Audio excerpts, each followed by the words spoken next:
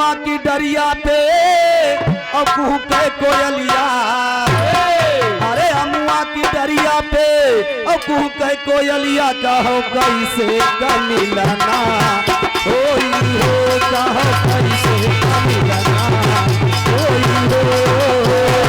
की डरिया पे कुहू के कोयलिया, की डरिया पे कुहू के कोयलिया, कहो कैसे कमिलना होई हो, कहो कैसे कमिलना होई हो।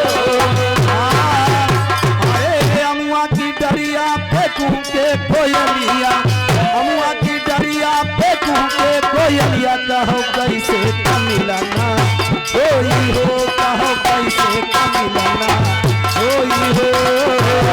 की डरिया पे कुहू के कोयलिया, अमुआ की डरिया पे कुहू के कोयलिया, कहो कैसे कमिलना होई हो, कहो कैसे कमिलना होई हो।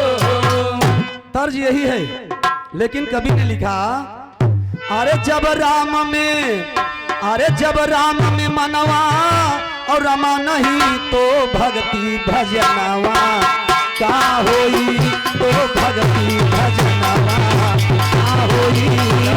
राम में मनवा रमा नहीं, राम में मनवा रमा नहीं तो भक्ति भजनवा का होई, भक्ति भजनवा का होई।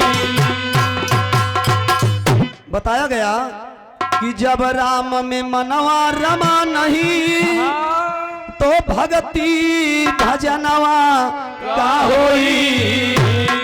और बिना भाव के भजन, अरे इस दुनिया में बिना गुण का गियनवा का होई, बिना गुण का गियनवा का होई। भाव के भजन से दुनिया में, बिना भाव के भजन से दुनिया में, बिना गुण के गियनवा का होई, बिना गुण के गियनवा का होई।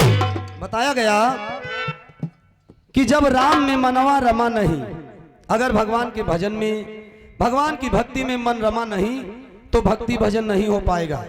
क्योंकि कवि महोदय ने लिखा है कैसे, ईश्वर की कृपा से देवतुल्य दुर्लभ मानो काया पहिला,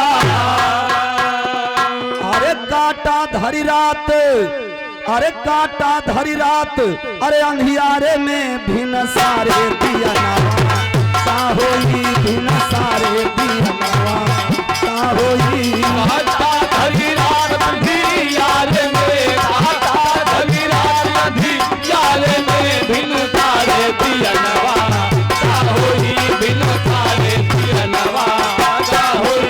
काटा धरी रात अंधियारे में, काटा धरी रात अंधियारे में, भिन्न सारे दियनवा का होई, भिन्न सारे दियनवा का होई। बताया गया कि ईश्वर की कृपा से देवतुल्य, यानी भगवान जिस मानव रूपी काया के लिए व्याकुल हुए, उस मानव रूपी काया को हम पा करके, और अगर भगवान का भजन नहीं किए तो उसी तरह जैसे पूरी जवानी हमने ऐसे बिता दी और बुढ़ापा में भगवान को याद करें। जैसे अक्सर करके यही कहा जाता है कि जवानी में तो काम धाम से फुर्सत नहीं मिली, और जब बुजुर्ग हो जाता है मनुष्य तब कहता है अपने लड़का से, अपने पोता से कि भैया अब अयोध्या से कोई ब्राह्मण बुलाओ, हम भगत हो जाएंगे, अब हमको भक्ति करना है। तो कवि ने लिखा कि काटा धरी रात अंधेरे में, अगर हम पूरी रात गुजार दें अंधेरे में और सुबह चिराग जलावें, उजेर जलावें, तो उससे कोई मतलब नहीं निकलेगा। उसी तरह भगवान का भजन जवानी से शुरू करिए, क्योंकि भक्ति के लिए भी शक्ति की जरूरत होती है।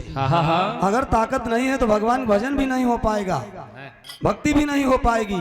काटा धरी रात अंधेरे में, यानी अंधेरे में सब पूरा जवानी तो काट दे अंधेरे में, और भिनसारे दिया नवा का होई। जैसे ये उजेर बुझा दिया जाए, अंधेरे में बैठ के भजन किया जाए, और सुबह उजेरा जलाया जाए तो वो उजेरे से कोई मतलब नहीं। उजाला जलाइए रात में, तब रात हट जाए। तो कवि ने और लिखा अगली लाइन में, कैसे? आए